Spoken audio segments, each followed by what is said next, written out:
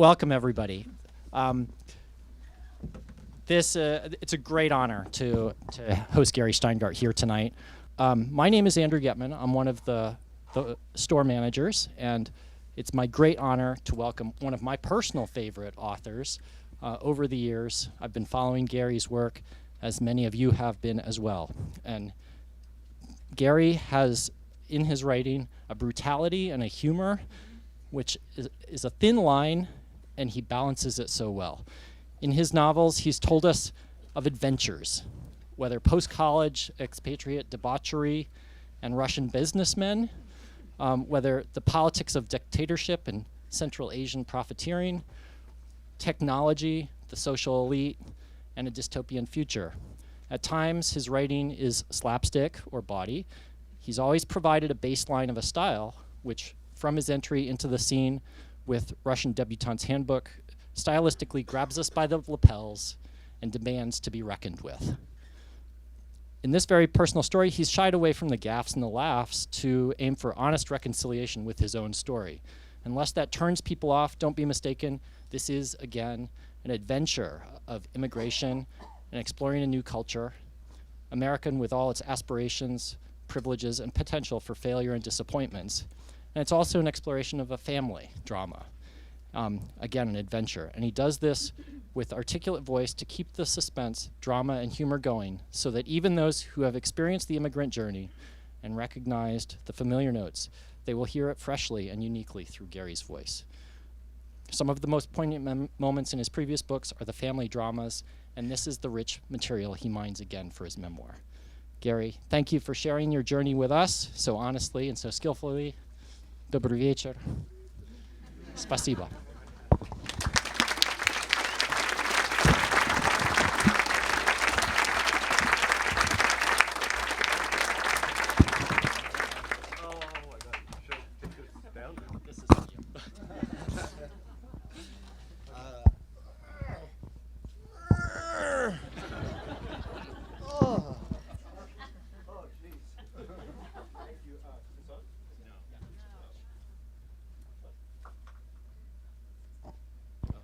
Hi, can you hear me?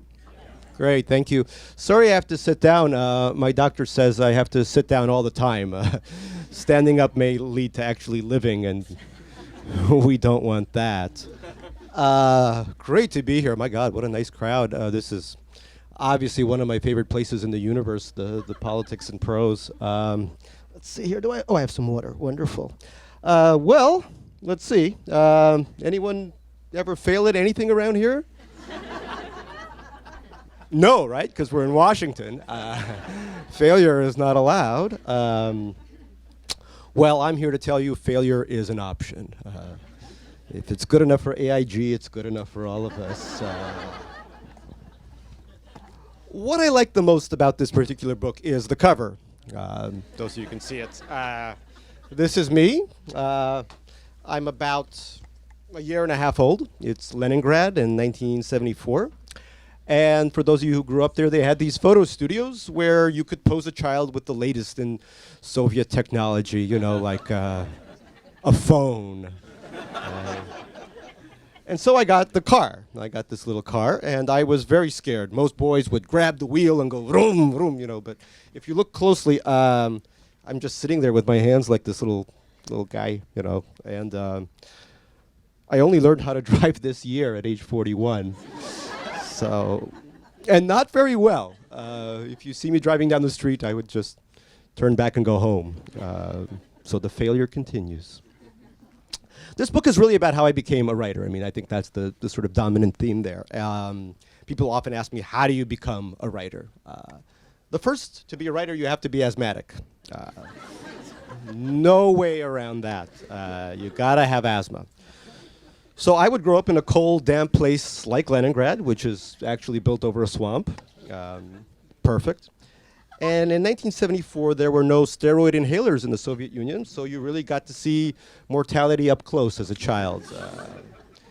I still remember the wail of the ambulances in our courtyard always coming to take me away to the hospital. Very good stuff for a writer, you know. Then you got to have a grandma who writes.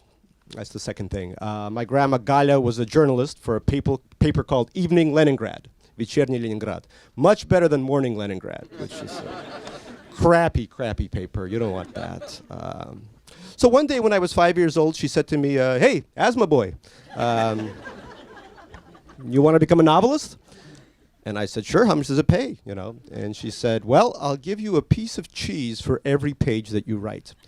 And my God, I love that cheese, that kind of plasticky yellow Soviet cheese. It was amazing.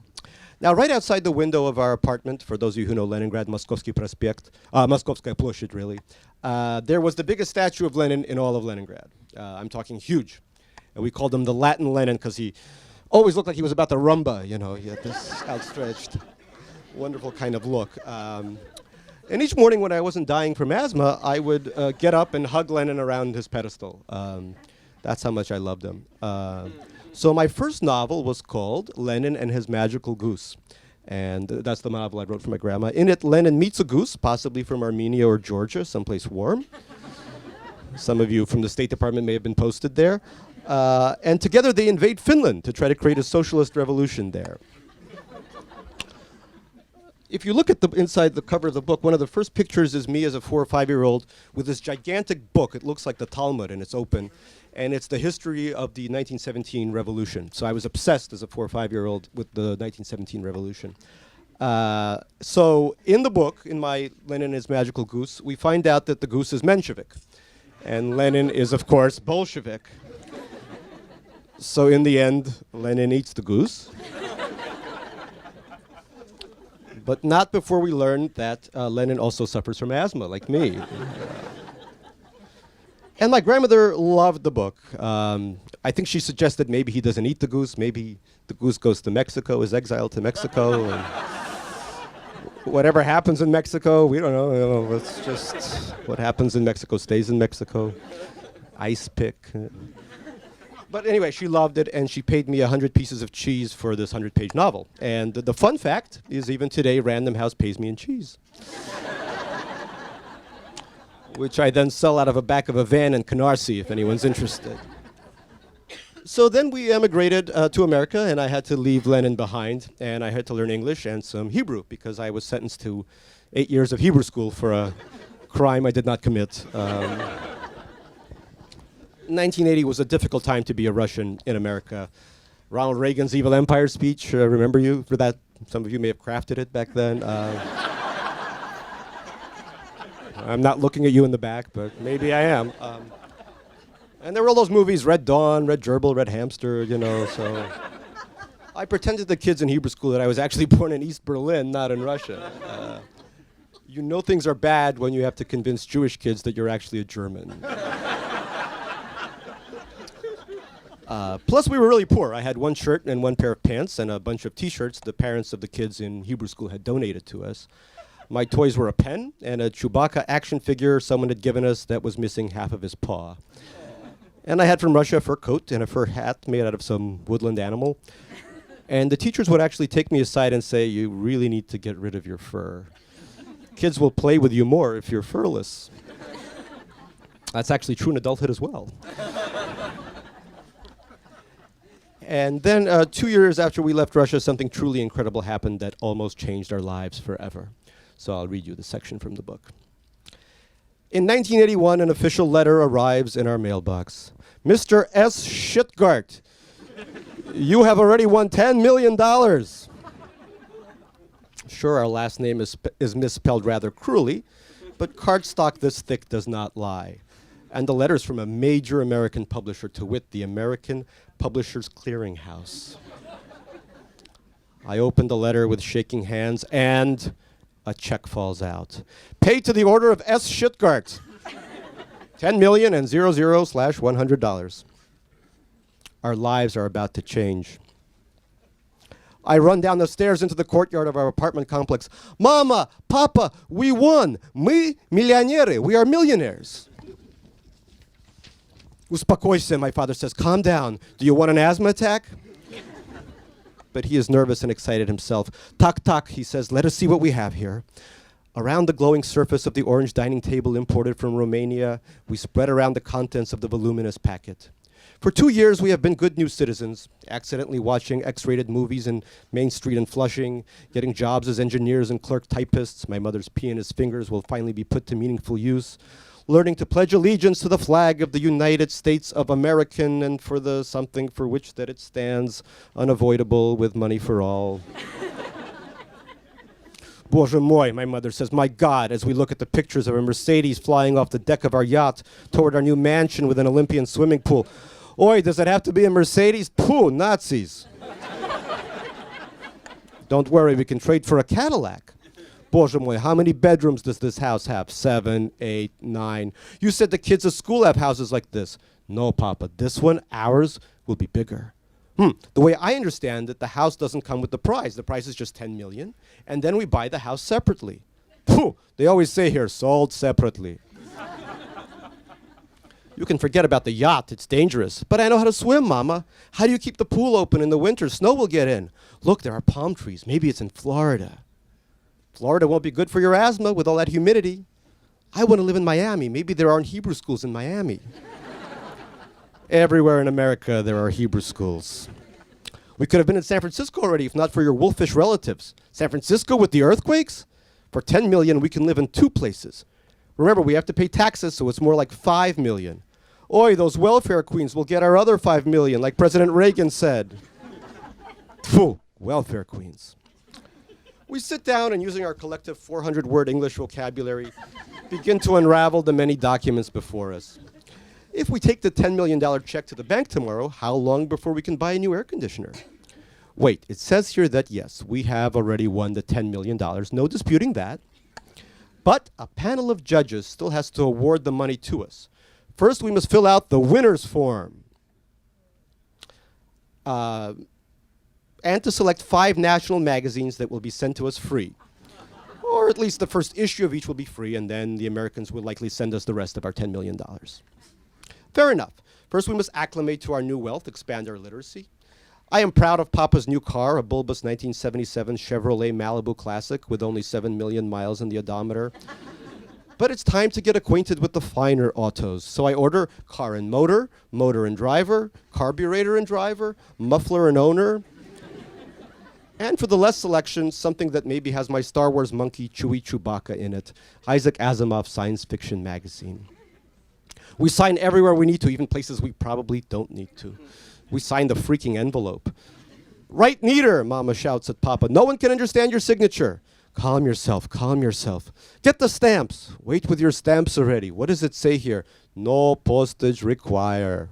The Publishers Clearinghouse has even taken care of that little detail. Classy. I walk solemnly to the mailbox and deposit our claim on the future. Adonai Eloheinu, I pray to our new God, please help us get the $10 million so that Mama and Papa will not fight so much and there will be no razvod, divorce between them. And let us live somewhere far away from Papa's wolfish relatives who cause all the trouble. And let them not yell at Mama when she sends the money. Papa says we don't have to her sisters and Grandma Galia in Leningrad, who has been dying for a very long time. Amen. That night in my dream, I walk into the Solomon Schechter School of Queens, a multi-millionaire.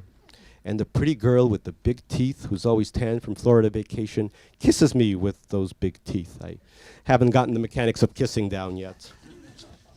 The kids make fun of Jonah Himmelstein, the school's biggest loser, but I say, hey, he's my friend now. Here is $2. Buy us both the Carvel Flying Saucer cookie ice cream and keep the change, you garnished, you nothing.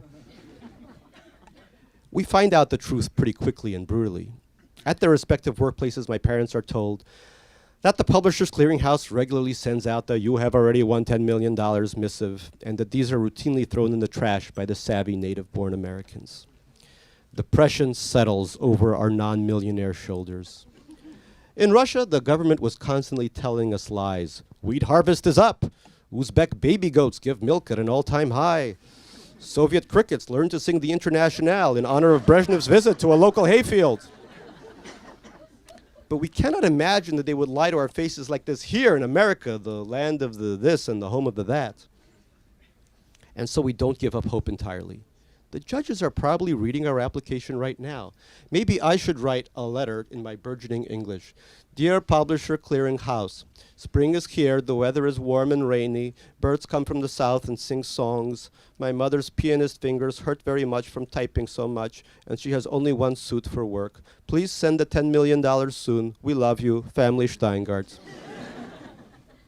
Meanwhile, Car and Parking and the other publishing clearinghouse magazines are starting to pile up, taunting us with many hot, naked centerfolds of the new Porsche 911, the official sports coupe of Reagan-era excess. We reluctantly begin to cancel our subscriptions to all of them, except for Asimov's science fiction magazine, a small square little number with the drawing of an exciting molting space creature on the cover, hugging a boy in its claws. Our dream of being instantly rich are finished, but we are moving up nonetheless. We are saving every kopeck that comes our way via my father's junior engineering job and my mother's typing. Here's my inventory.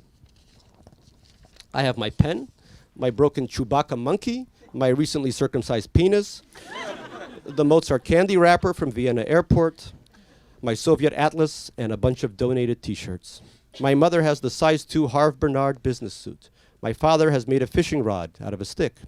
Pounds of disgusting marked-down farmer's cheese and kasha will feed us until we die of sadness. And if I don't clear my plate of that warm, soggy crap, the thunderclap of Papa's hand rings against my temple, my mama yelling, "Just don't hit his head, he has to make money with his head." Or Mama's week-long silent treatment will make me consider taking my own life altogether. Who are we? Parents, мы бедные, we are poor folk. Why can't I have the Chewbacca with both hands? Parents, we are not Americans. But you both have jobs. Parents, we have to buy a house. Yes, a house.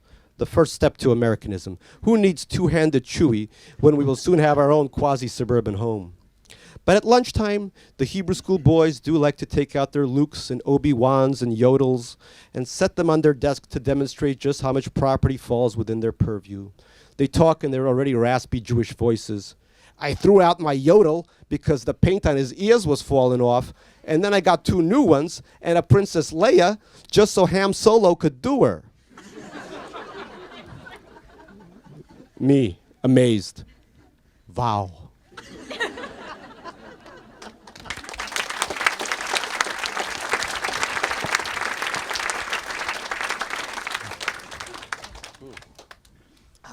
Only the finest water in Washington. That's great. I wrote Lenin is Magical Goose because I wanted all that Soviet cheese, but I also wanted my grandmother to love me, and that was the easiest way to get her love. And so a terrible connection was forged in my mind. Writing novels equals love. What was I thinking? Today, that is not the case at all. I gave a reading at a university a few years ago, and I'm not going to mention the University of Oklahoma by name. And a student said, got up and said, "Excuse me, Mr. Shteyngart, how do I know when a book's been fictionated?" And I said, "What?" And she said, like when it's not true. And I said, "Well, it usually says novel on it or stories." And she said, "Well, thank you. I'm going to avoid those from now on because I want things to be true." So anyway, I'm proud to have my first non-fictionated book here.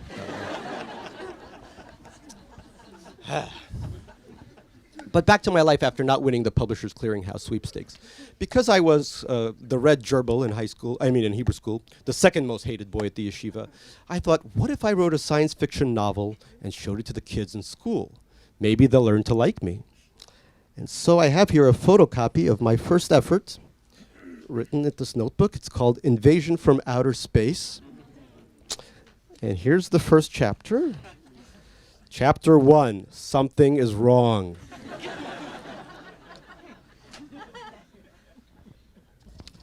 And then when I'm about 11 years old, a momentous thing happened in the guise of a Hebrew school substitute teacher called Miss S. And this is the section I'll read right now. On one of our first days on the job, Miss S asked us all to bring in our favorite items in the world and to explain why they make us who we are.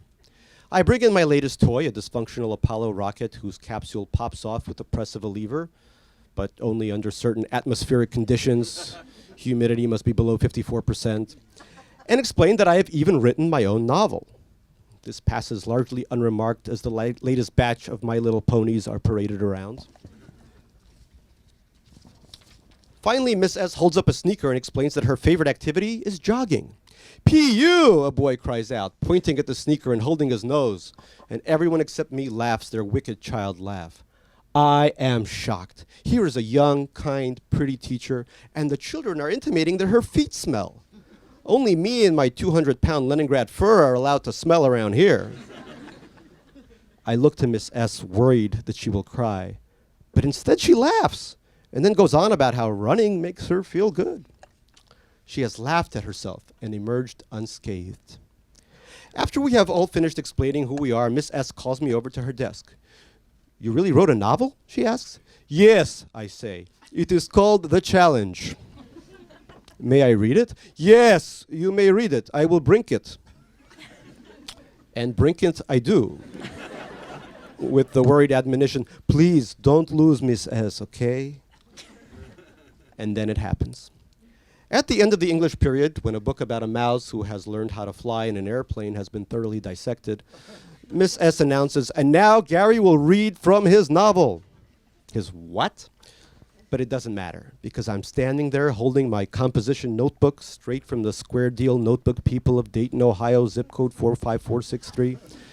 And looking out at me are the boys beneath their little flying saucer yarmulkes, and the girls with their sweet aromatic bangs, their blouses studded with stars. And there's Miss S, who I'm already terribly in love with, but who I've recently learned has a fiancé, not sure what that means, can't be good. But whose bright American face is not just encouraging me, but priding me on. Am I scared? No, I am eager to begin my life. Introduction, I say. The mysterious race.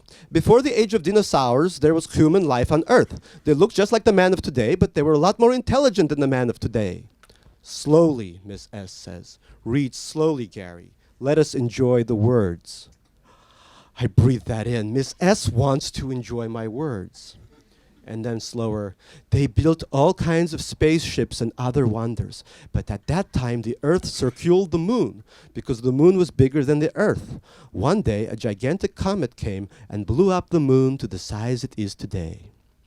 As I'm reading it, despite the misspellings, I'm hearing a different language come out of my mouth. I do full justice to the many misspellings, the Earth circled the moon, and the Russian accent is still thick, but I am speaking in what is more or less comprehensible English. And as I am speaking, along with my strange new English voice, I am also hearing something entirely foreign to the squealing and shouting that constitutes the background noise of my Hebrew school. Silence. The children are silent. They are listening to my every word. And they will listen to this novel for the next 5 weeks as well, because Miss S will designate the end of every English period as challenge time. And they will shout out throughout the English period, when will Gary read already? And I will sit there in my chair, oblivious to all but Miss S's smile, excused from following the discussion of the mouse who learned how to fly, so that I may go over the words I will soon read to my adoring audience. And God bless these kids for giving me a chance. May their God bless them, everyone.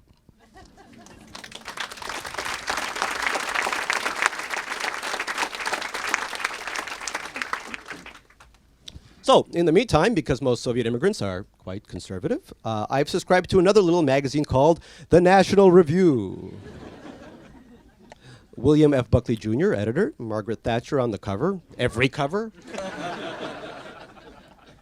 And then I am sent a thick card featuring an American eagle sitting upon 2 rifles. That's right, Gary Shteyngart, age 11, is being welcomed into the National Rifle Association.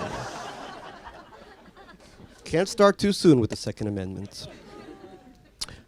My republicanism flourished even as I left the provinces of eastern Queens and ended up at Stuyvesant High School, the holding pen for multinational math and science nerds in Manhattan.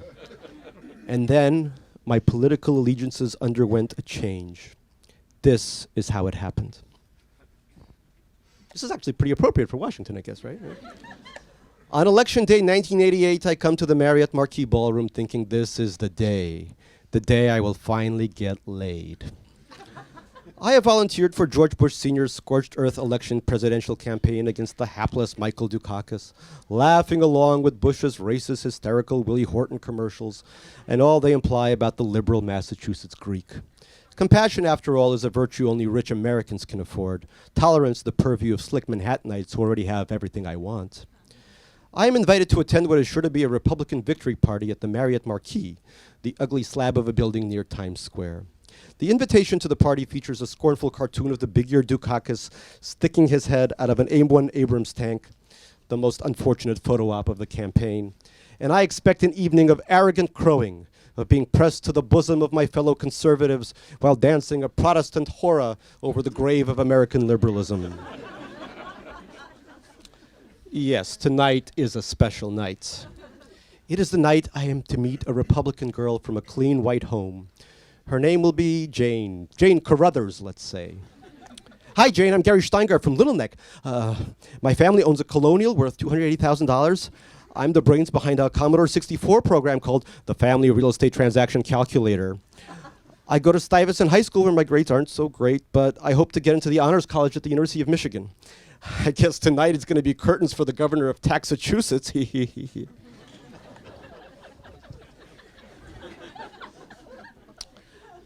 I enter the ballroom, a dark, gap-toothed immigrant wearing sweat socks and brown penny loafers, and my special and only suit, a highly flammable polyester number. I navigate the room filled with sparkling Anglo-Americans clutching single malts without a word said in my direction, without a pair of happy blue eyes reflecting the gray sheen of the crisp nylon tie I had picked up for $2 from a Broadway vendor. As George Herbert Walker Bush racks up state after state on the big screen above us, as cheers and laughter circulate around the massively hideous ballroom, I stand alone in a corner, biting down on my plastic cup filled with ginger ale and swatting away the colorful balloons that seem to have an affinity for my static-inducing polyester. Until a pair of teenage blonde lovelies, the girls I have been waiting for all my life, finally approach with needy smiles on their faces, one of them beckoning for me to come hither with her hand. I'm so excited, I somehow fail to see myself for what I am, a short teenage boy, born to a failing country, trapped inside a shiny gunmetal jacket, carrying about a mop of the darkest hair in the room, darker even than Michael Dukakis's Hellenic dew. Which one will be my Jane? Which one will trace the W of my weak chin with her pewter fingers? Which one will take me on her boat and introduce me to the millionaire and his wife? You know something, Daddy? Gary survived communist Russia just so he could join the GOP. I think that's very courageous, son. Would you like to throw the old pigskin around with me and Jack Kemp after cocktails? Just leave your topsiders in the mudroom. Hey, one of the lovelies says, me, debonair, unconcerned. Hey. So, I'll have a rum and Coke, just a splash of ice and a lime. Mandy, you said no ice, right? She'll have a Diet Coke, lime, no ice. I have been mistaken for the waiter. And the next day, I'm a Democrat.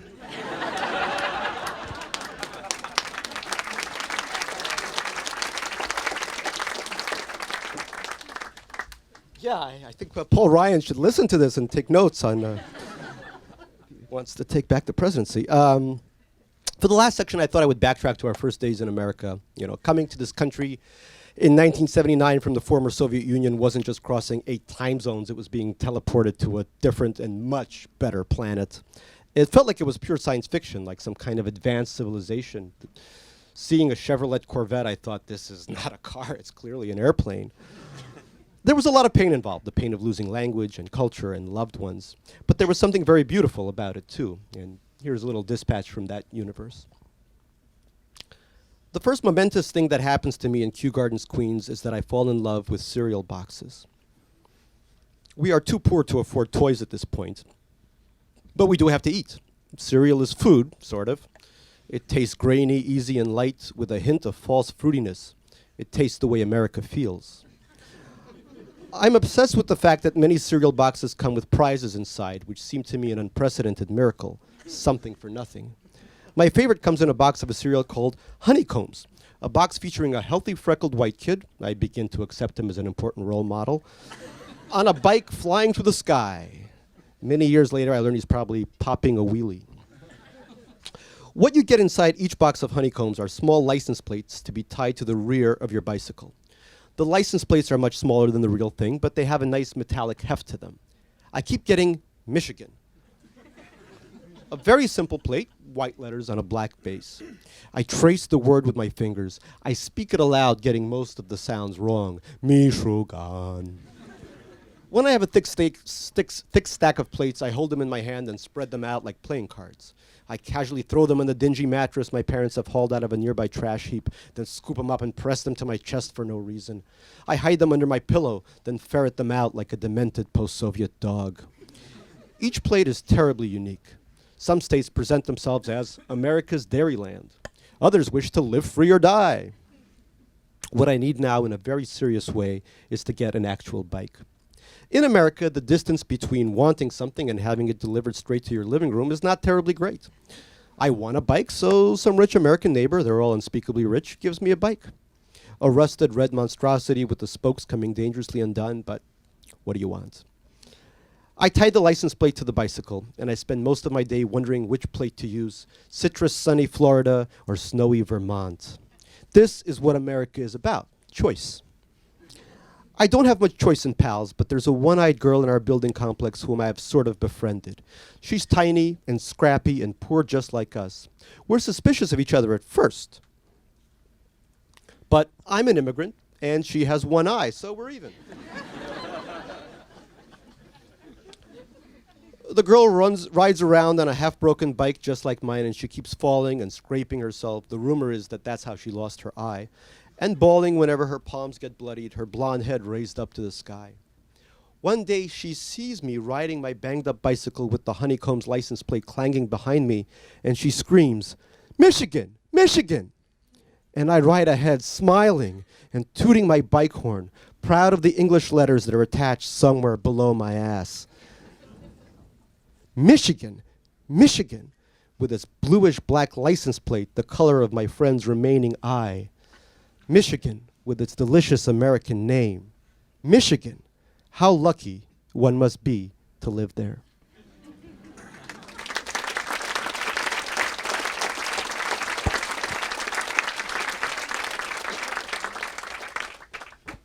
Thank you. Now I can gladly take any questions or complaints that you may have from both sides of the aisle. Yeah, and if you don't mind, just approach the mic. We are recording this talk for people who can't attend. So if you don't mind coming to one of the microphones, that would be very helpful. Thank you.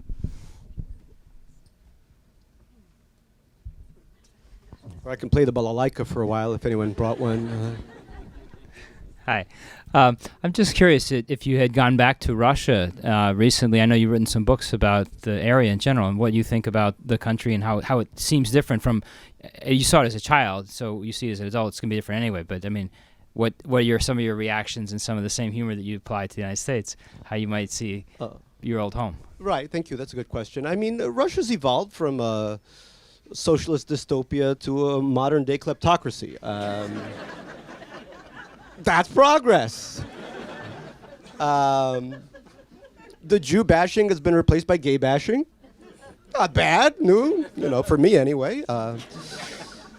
What else? Small elite.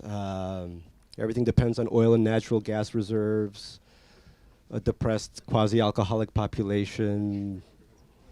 Life expectancy of 58 for men.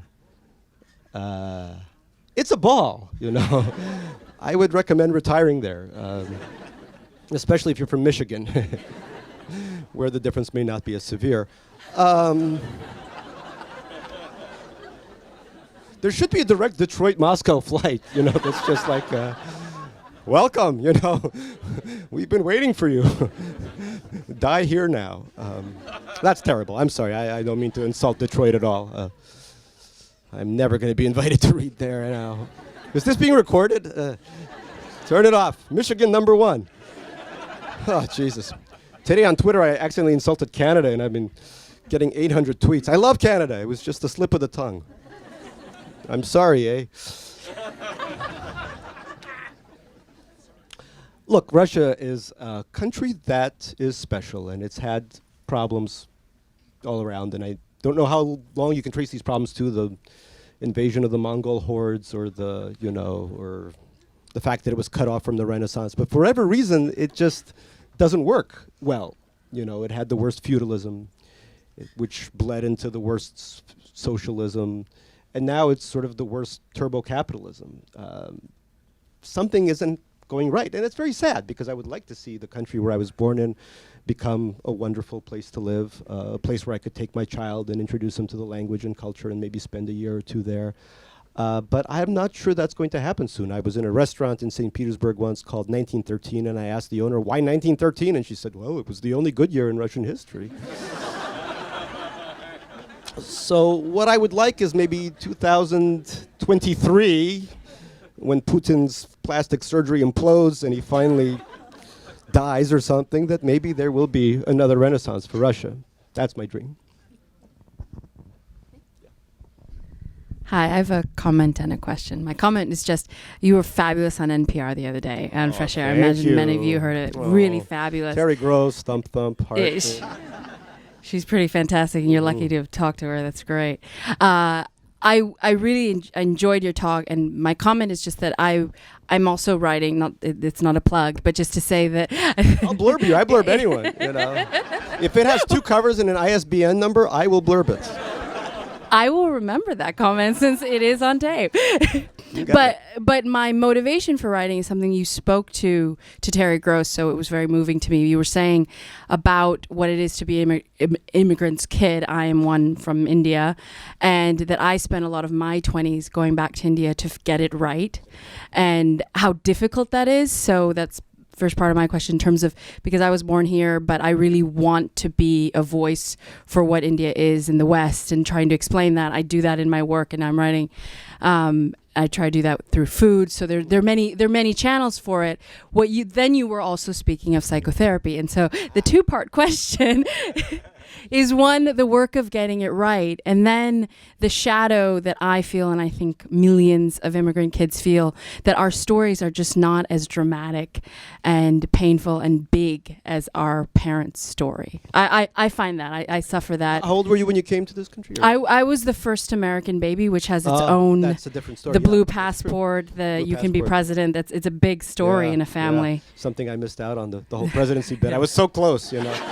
I still have not achieved my birthright. So there's a picture in my book of me tripping out on mushrooms, which will surely disqualify me from office.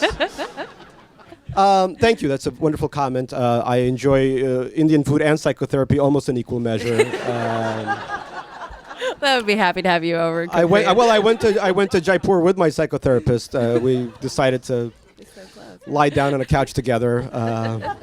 Eat some dal. It's interesting, you know, that we are representative of these 2 worlds, to different measure a little bit depending on how old you were when you came here or if you were born here the first generation. And we do fulfill an interesting role. Americans love immigrant fiction. Oh my God, they can't get enough. I mean, ask Jhumpa, you know, or Juno or anyone.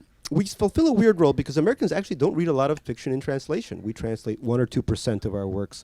Countries like Germany go for 30, 40, 50%, you know. On the other hand, we love immigrants, and those countries don't love them as much.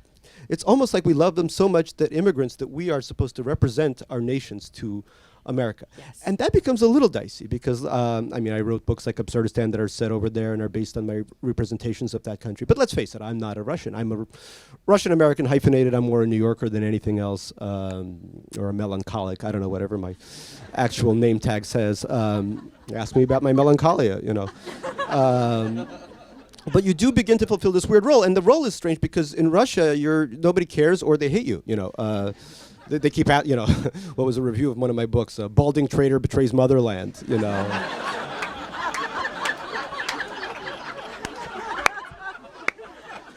People keep asking me who my CIA handler is. I said, Saul Berenson. But they just don't get season 1 even yet, so. It's a complex role, but one thing that I found works for me, and it may not work for others, is you have to understand your parents, exactly as you said. You have to try to understand them. It's a very difficult process because often, because they live in this country, they need to project a certain amount of authority and a certain amount of self-possession, and it's harder to get to know them sometimes. A lot of my immigrant friends feel that.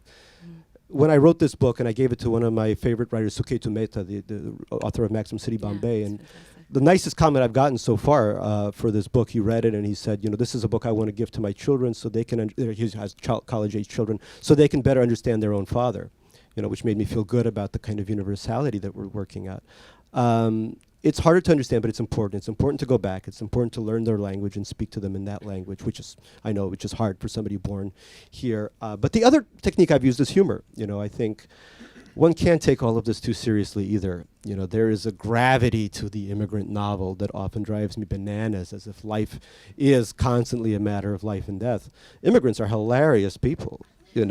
My mother called me Little Failure growing up, which became the title of my book. Another Indian author, his mother would come up and spit on the floor and say, "You are not worth the spit on the floor." That's hilarious. And that drove him straight to Princeton and many degrees and many awards.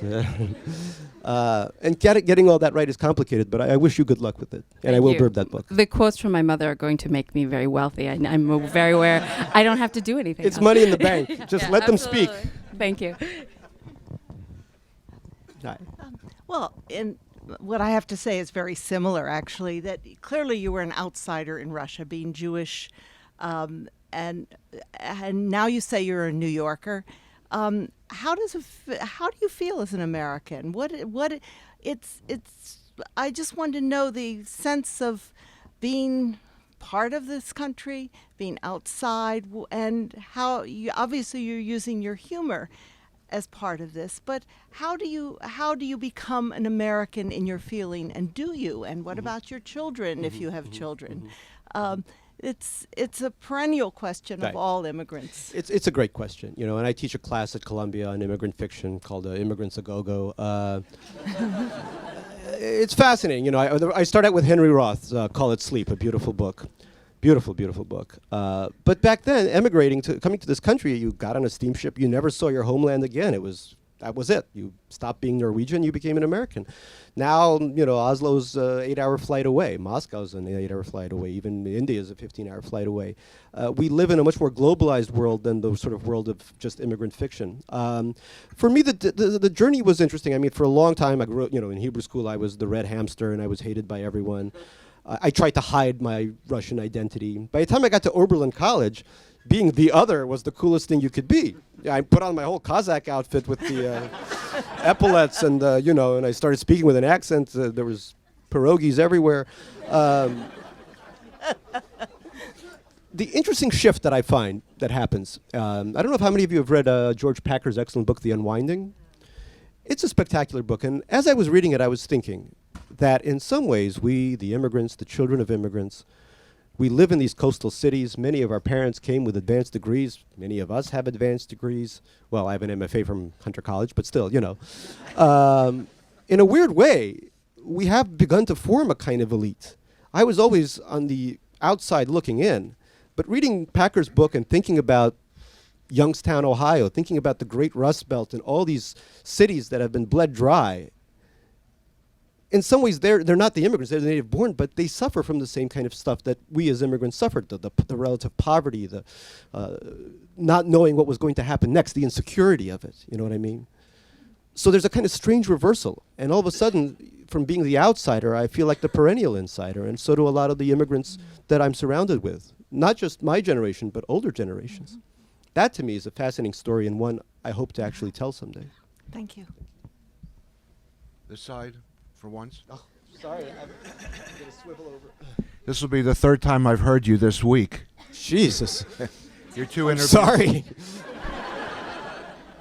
Well, that's why I'm here. Your two interviews on radio, the one today with Coach Anamdi, and anyway, it's amazing the parallels. Never mind the story, but I was raised by my Russian immigrant grandparents who spoke Yiddish in the house. Although I know my grandfather knew Russian because when I watched TV and there was a Russian soldier, he would translate for me. And then I spent 9 years at the Hebrew Academy of Washington. So lots of parallels. Parallels, yeah. Let's daven together.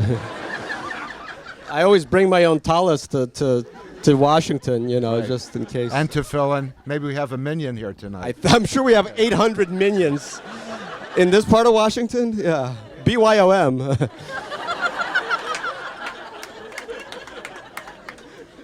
Sorry for the non-Jews in the audience. As always, you're left out. Let your Jewish spouse explain it to you. But unlike you, I was not called a little failure. I was called a ganze knocker in America. Oh, wow. And my grandparents didn't like American white bread. That was like trafe almost. It's trayfish. Yeah. And then in fortunately at Seattle. Hebrew Academy, I was surrounded by basically middle-class kids who were forced to take dancing lessons and art lessons. And I had all of that, but I had to campaign for it because for them it was of no value, Right. nor was continuing into college and so Who forth. needs that? The question is, number one, who wrote the introduction for you tonight? Ha! The introduction was outsourced to India, actually, so maybe that young woman, maybe one of her cousins in Bangalore wrote it. I try to outsource everything to India. I hate to think for myself anymore. Yeah. And number two, in terms of having your own particular first-generation consciousness, and now as an American, or better than that, a New Yorker, that's not as good as being a native Washingtonian. Good Lord, if I could afford it, I would. But you know what it costs, the Georgetown townhouse? No? Yeah, right. What have you found from people telling you stories like mine that illuminate your own experience? Well, it's an amazing universality. I mean, it's almost the way you tell it is the interesting part. The form that you tell it, using the Yiddish words that you used, that's what makes it interesting. The stories are incredibly similar in that sense. In fact, if you write them down, they become sort of the axiomatic immigrant novel. Immigrant comes, immigrant smells, immigrant stops smelling, immigrant goes to Cornell. Immigrant joins law firm at the bottom, slowly works up to the top. Immigrant becomes lobbyist, and here we are, But at the same time, they're all heartbreaking. They sound the same, but it's all heartbreaking because somewhere down the line, somebody had to give something up. In my case, my mother gave up her mother, who was dying in Russia, and her sister, who was also dying, died a little bit later. And she had a choice to either stay with them as they progressed in their illness, or to come with me to America. So she made a choice, them or me. Her son, who she did not want raised in that country, did not want to be raised in that very anti-Semitic and also just falling apart 1979 Soviet Union. So she chose to bring me here. And that's the story. That's sort of the basis of the story. But how do you tell that story without it being just a story based on sentimentality and pathos? You have to have those things in there. But my sort of multiple warhead delivery system is the humor. That's how I tell that story. And everyone has a different way, but I find that that's the way that works the best. But our stories are similar, and there's something beautiful about that too. Thank you. Hi, I just want to give a Oberlin shout out. I was creative writing major a couple of years behind you. Spring So break. it's always, this is January, so we'd be somewhere in some closet doing some winter term experiment. Yeah, winter term. I once spent one winter term trying to find my left foot after taking acid. 45 days and I couldn't find it. Well, now there's probably some undergrad who's writing their thesis on it. That's an exciting waste of time, yeah.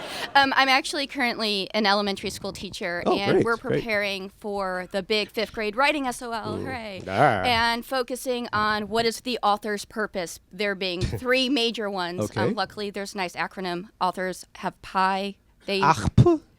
They persuade, inform, or entertain. And our Persuade, inform, job entertain. is to take the topics and sort them into these neat, pretty little categories. And as a creative writing major and someone who loves books, it's horrific. And I can only imagine. it's you keep saying it's not a 5-paragraph essay, it's a 5-paragraph essay. And what would people at the state of Virginia think? And one of Oh, the you're in things, Virginia too. Wow, okay. One of the things The that plot thickens. one of the things that struck me when you were reading is how when you were a kid that you on your own felt like you needed to write a novel, and you didn't have this someone telling you you have an author's purpose. You just had an author's purpose. And if you could just speak to how you go from being a kid, having an idea, and actually writing and developing that love of writing, and maybe not becoming a professional writer, but doing more than I passed a score on a test. That's a good question. Look, I mean, these are not the happiest times for our friend, the written word. It's hard to get people motivated forget writing, reading is difficult. Long form reading is difficult. We are so attuned to our devices. I find myself tweeting my butt off about stuff that I really shouldn't be, when I should be reading. Instead of tweeting, insulting things about Canadian literature, I should be reading Alice Munro, and getting something out of my day. How do you get people interested? How did I get interested? Well, for me, the world was sort of closed off. My parents did not allow a television set, which was the iPhone of its day.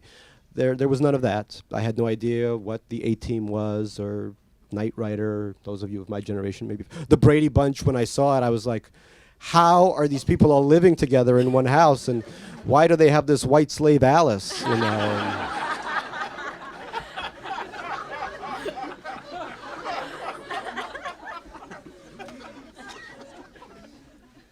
But because of that, I had to develop an imagination. And when you develop an imagination, what do you do with it? How do you keep a record of what you've imagined? The only way to do that is through the written word, or if you have a video camera, or if drawing is if the visual arts is your thing, you do that. A certain degree of isolation, of non-sociability, helps with that, and we push our children to socialize as much as possible, and that's important. But the other real thing is technology, the way technology really, and there's something wonderful about technology too. I'm not a technophobe. I even have a Google Glass that I never use, but there it is. The key is to somehow impress upon them that when you read, you connect with a human being in a very different way. You are entering someone else's consciousness. It is an incredible technology. All of a sudden, like a Vulcan mind meld, you enter the mind of a Pakistani cab driver in London in a way that you couldn't through any other technology. Now, as an educator, you can do that in a way that I can't. I mean, I teach at Columbia, but but you teach really on the front lines. You teach at the elementary school level. That's where it begins. My kids are already, they all want to be writers, and they're fully developed. What you do is the sacred work. So I wish you luck with it. Thank you.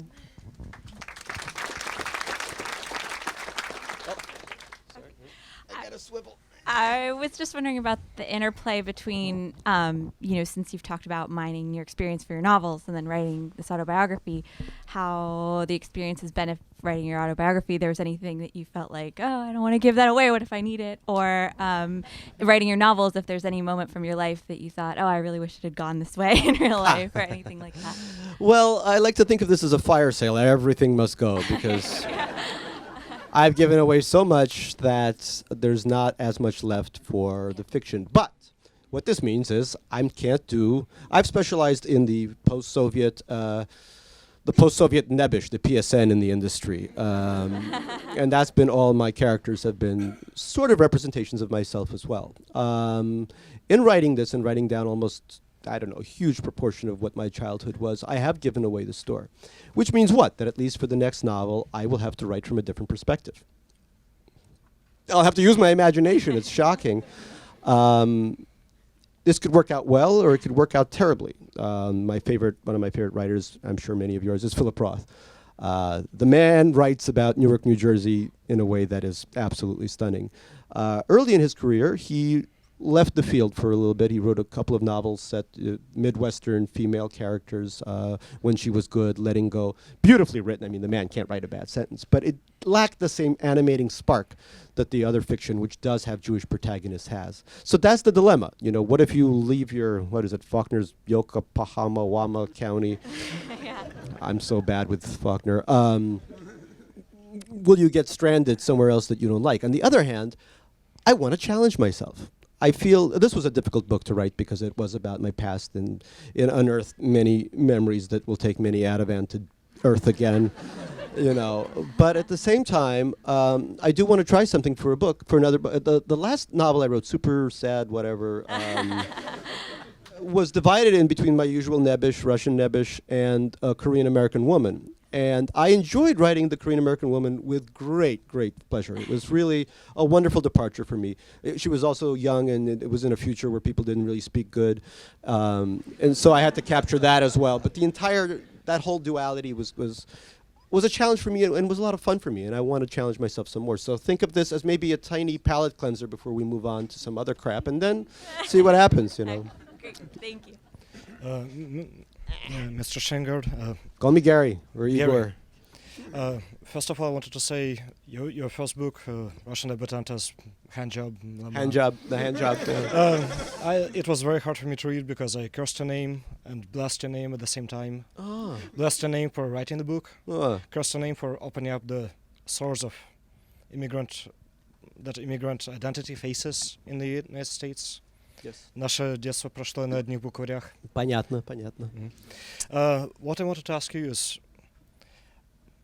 we immigrants who didn't come from Russia or Ukraine or any one of those, we came from USSR. And when my boss at work asked me, are you Russian, Ukrainian, Jewish, whatever? I'm like, no, I'm ex-Soviet. Right. And he cannot understand it. Yeah. Yeah. And it seems that we are kind of same wavelength. How would you define ex-Soviet? We're not Russians. We're not Ukrainians. We're not either.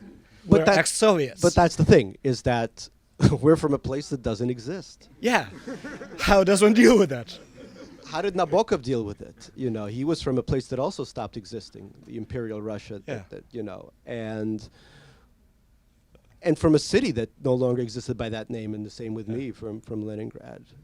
I still think St. Petersburg is in Florida. I do not believe that there's a city with negative 40-degree weather that's called St. Petersburg.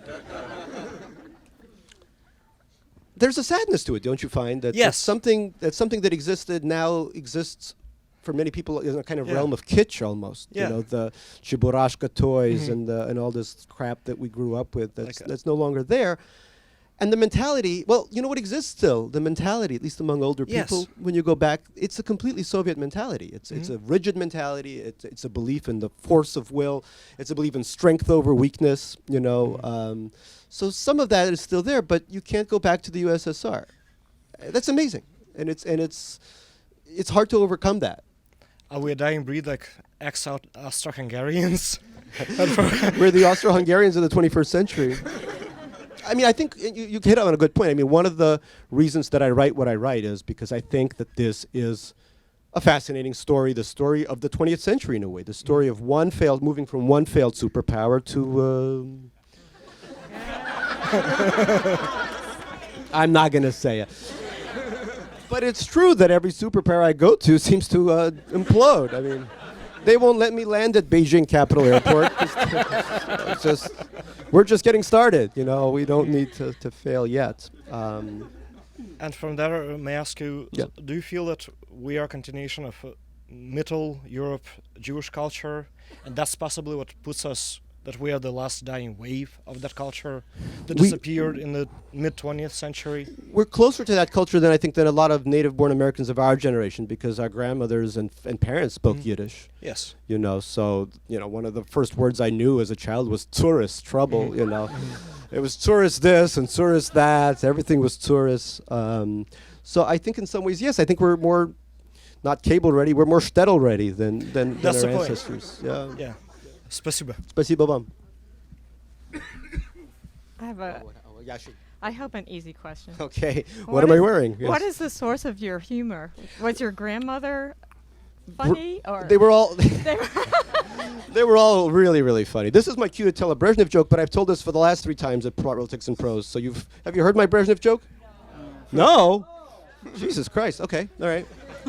All right. This is good because it's very performative. It's the 1980 Moscow Olympics, and this is, my parents have told me this when I was about 7, 8 years old. So Moscow Olympics, 1980.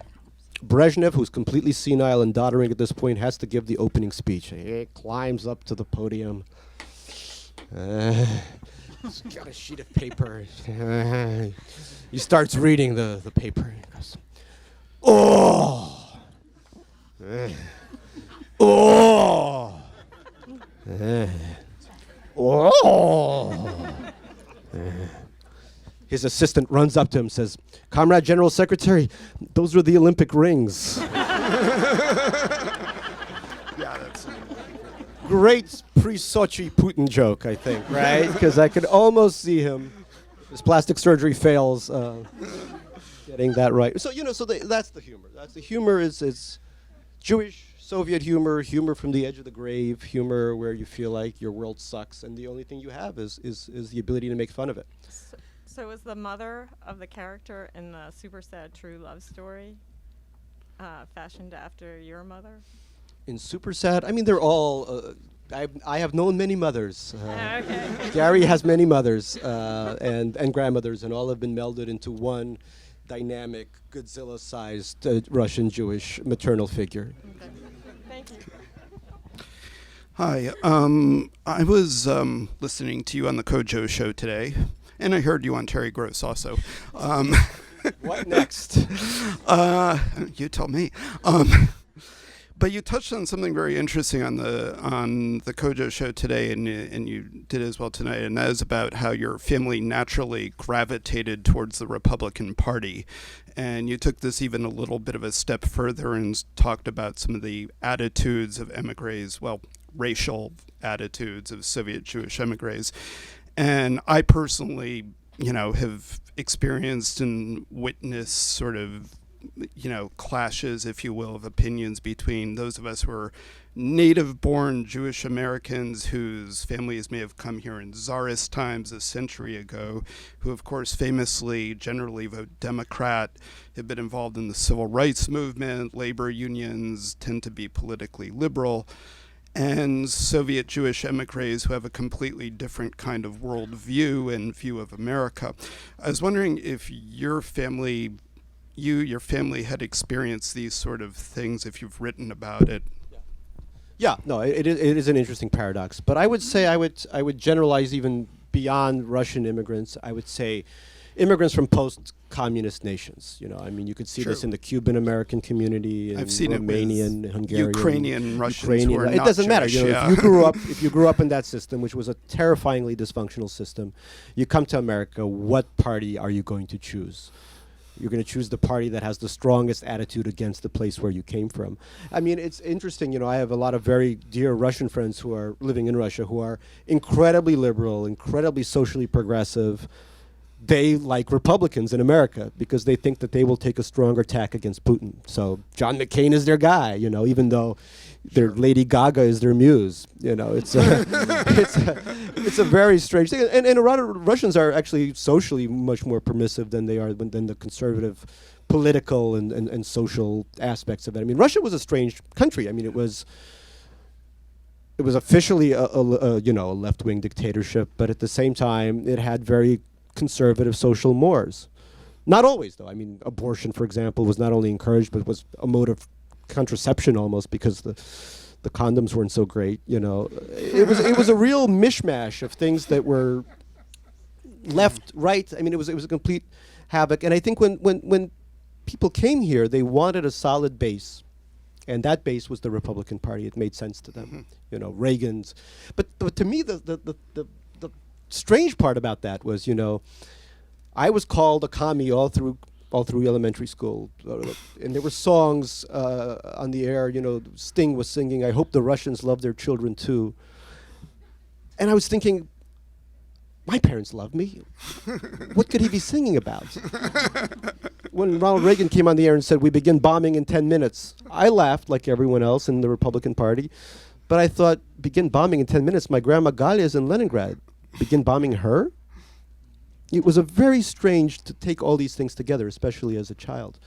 And what's interesting to me is that my generations of Russian, usually people liberalize. I don't see a huge trend the way I see in other communities. I have a lot of friends who are Indian, Chinese, Korean. I see them gravitating much further to the communist, that's a Russian slip of the tongue. Oh boy. 4 years of Oberlin, and what do you get? I better shut up before I'm deported. But I do see still a strong overhang in conservatism, it's even among very educated people who tend to vote Democratic otherwise. But was there ever a point where your family, like your father, was ever confronted by somebody who was like, a Jewish American who said, well, you don't have it When we came here, there were adorable liberal Jews who kept trying to convert my dad to their side, but the man would not budge, So they had adorable arguments about, SALT II treaties and stuff like that. And eventually nobody attacked anyone else, and we all went home. All right, so we actually have to wrap it up there. Thank you so much. Oh, thank you. Oh, sorry. Thank you. Thank you. Appreciate it.